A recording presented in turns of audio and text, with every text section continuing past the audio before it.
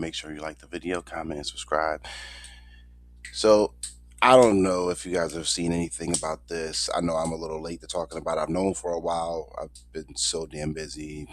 Things been going on in my life that just keep going up and down. So, I haven't been making content as much. I really want to get back to giving y'all some content a lot. So, I want to start with some things that I think should be talked about. So, based on recent public discussions, both Joy Reid and Roland Martin have made comments that many listeners interpreted as acknowledging or even validating the frustration among black voters, particularly foundational black Americans who have expressed a willingness to vote the couch. However, there's an important distinction between explaining why some voters may stay home and explicitly urging them to do so. Now, Roland Martin has argued that Democratic candidates in the Democratic Party should not assume black voter support. He has repeatedly said that politicians need to earn votes through tangible policy investments and engagement rather than taking black voters for granted. He also pushed back against the idea that black voters owe any party their vote. I have been saying this pretty much since I started making YouTube videos. I know I haven't been making videos long. I know I've been I kind of just started after the 2024 election, so I know I haven't been in the YouTube space that long, but I've been saying this since the beginning that black people need to stop giving the Democrats their vote for nothing. And that I think black people, especially foundational black Americans, should be more independent than any other race of people. We should be the most independent by a landslide, but we're not. We are way too loyal to these demos, and I got a huge problem with that because they have played in the black community space for decades. I have said this before. I will continue to say it, and I will continue to stand 10 toes down on it. Fuck anybody's feelings. I find it funny that Roland Martin is not a FBA, and yet somehow he is speaking on the FBA community and this, that, and the third. But I do find it funny that he now wants to state that the Democrats taking our vote for granted and not giving us tangible policy. Nigga, the black men who said this a while back have been saying this for a long time, and you didn't want to hear it. So why the sudden change of heart? I do want to know that. I do want to know the sudden change of heart with you. Now, leading on to Joy Reid, she simply discussed voter frustration and disengagement among segments of the black electorate, particularly when voters feel their concerns are ignored. Her commentary has focused on why some voters feel alienated rather than simply dismissing those feelings. And for a while, Joy Reid, remember her fucking mouth in 2024, if you don't vote for Kamala Harris, you're going to look weird. Why you switch up 2 years later? And I believe, yes, Joy Reid is also not FBA. So I got two non FBA political commentators who were so gung ho on voting for the black, not black candidate, and also so gung ho on doing what the Democrats tell you to do because the Democrats are here for you and this, that, and the third. And now y'all switched up. I mean, I'm not mad at it. I'm questioning it, but I'm also like, y'all ratings went down that badly, or what's going on? Because y'all were so gung ho. Please vote blue, no matter who.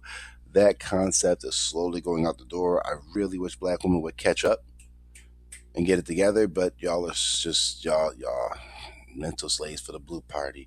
And yes, I have been saying for a long time, black people don't owe the Democratic Party a damn thing, and we for damn sure don't owe the Republicans nothing. So it is something that I find kind of funny, and I don't understand how, when it comes to the black people, Trump don't say black people; he says black Americans. He purposely separates them, and that might be another reason why Roland Martin and Joy Reid are saying all this stuff because they want the black community to vote for the Democrats because they know they can get sent right up out of here. They ain't FBA. They may have been born here. They ain't FBA, and that could possibly get them up out of here. They might still be protected because they were born here before all this stuff went down, and this country is flipped upside down. Trump only been in office 2 years. He still got 2 years to go. So we don't know where this shit gonna be in 2028 when he's gone. We don't know what it's gonna look like.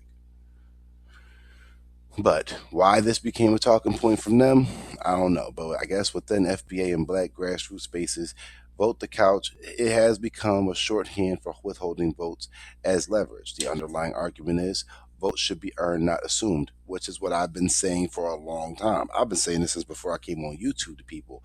The Democrats haven't earned the black community's vote in a very, very long time. They haven't. They have been very comfortable with black people just walking in, pushing the blue button, and walking on the door. I know this because I know a lot of older black people who are stupid as hell who do this. I know that for a fact. It's been going on probably since the late '70s, early '80s. Black people just walk in, push all the blue buttons, and leave. And if neither party addresses specific concerns, some voters believe abstaining sends a political message, and it absolutely does. We're not going to give you our vote until you do for us. That is your job. Politicians are supposed to do for the people, not for themselves, and we're not supposed to do for them. And black people have been doing the opposite. We've been doing for them not doing for us. And it's about damn time we realize that. Now, politicians may pay more attention when they see declining turnout for constituencies. Damn, I messed that word up bad, yo. They typically expect to support them. Now, that is also true because remember in 2024 when black men decided we was going to withhold our vote, what happened? Oh, Obama asked them why. Obama asked them why. And then Obama coming out and you guys just don't want a woman as president. I'm like, that was the most tone deaf shit you've ever done, Obama. That was the most. You might have just been a nail in the coffin, bro. You should have just shut up. Then you had everybody else, oh, black men are just not voting for Democrats because they're sexist. When have black men ever had a reputation of being sexist? We're like the most progressive men in the country. And the voting numbers still show that black men support black women because we did it for that woman down south. Oh, what was her name? Was it Ashley Graham? Something like that. We voted for her, and she had to go up there and tell those bitter ass black women, no, black men support black women. If you look at the numbers, and then if you look at the numbers on Kamala Harris, yes, we voted for her the most still, and that was after losing 20%. So come on now, come on. It's about that time. I think black men are starting to put that into play. Like, no, it's time. It's about that time. We got to get up out of here. These Democrats ain't moving how they supposed to be moving. It's time to slide. Now going to Trump is crazy, but black men should have been separated from this shit. So commentators on social media interpreted Reid and Martin's recent discussions as sounding closer to positions that grassroots FBA activists have expressed for years. Yes, that is a fact. Particularly the idea that politicians should not receive automatic electoral support. Also a fact, which I have said before this shit. I've been saying this for a long time that the Democrats do not deserve the black vote until they do what they supposed to do. And did they actually advocate the vote the couch? Based, yes, I recognized and discussed with some black voters are considering staying home, criticized political parties for failing to adequately engage black communities, and argued that support should be earned. This is different from making a blanket call for black voters or FBA voters to abstain from voting. Public commentary can sometimes be summarized or characterized differently on social media than what was said in full. This debate reflects a broader conversation about political accountability, whether withholding a vote is an effective form of leverage, or whether participating in elections remains the better way to influence policy. Now, after all that being said, right? Because I do kind of like to make sure what I'm saying adds up to what I'm, what I'm saying. I definitely do think Joy Reid told us to stay home because I'm pretty sure in one of her things, because apparently I need permission from you is to I'm to stay home and vote the couch. I don't need your permission to do a damn thing. Number one, I don't think in my entire lifetime that I ever expect for Joy Reid to give me permission, and I was just going to do it because we don't need your permission to do anything. You ain't even us for real. So let's keep that in mind. The other thing is, I genuinely think you realize you messed up during that Kamala Harris shit, and this is more for Joy Reid. Roland Martin just is a little. I don't really know how to explain. I'm just gonna say the nigga goofy. But again, all that shrilling y'all was doing, all the DNC, all the Democrats, the racism of Donald Trump, which everybody knows he's racist. I honestly, if you want me to be honest with you, I'd rather deal with the racism I know because the Democrats have been so come here, black people, we love you. And then every time I turn around, everybody else walked out with a handful of something, and we walked out with like a crumb.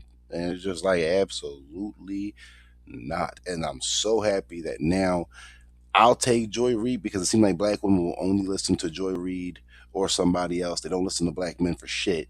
So it seems like if Joy Reid and Roland Martin are going to say it, then maybe that'll get black women to just stop, and they'll just be like, you know what, fine, we'll do it. We'll vote the couch to see what we get because y'all damn sure don't want to listen to us.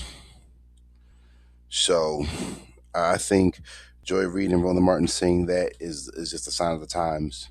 It's just a sign of the times that the Democrats are not seen as these infallible heroes to the American people anymore. And I've been waiting for that for a long time. I've been waiting for that for a long time. And now that it's finally here, we got to see what comes from that. I do think the Democrats will still take the presidential seat in 2028 just because everyone is so fed up with Donald Trump after 2 years. I don't think they want to see another Republican candidate. And usually, when people are frustrated with one party, the other party tends to kind of win. So that's just historically proven. That is also just a pattern that tends to happen. So, you know, it is nice to see that black people have, in the last 2 years since Trump got into the White House, decided it's time to just do us and stand with us. And it's been a long time coming. It just, I don't know why it always takes the black community too long to do it. I don't know why we always are in last place when it comes to using our fucking brains, but better late than never.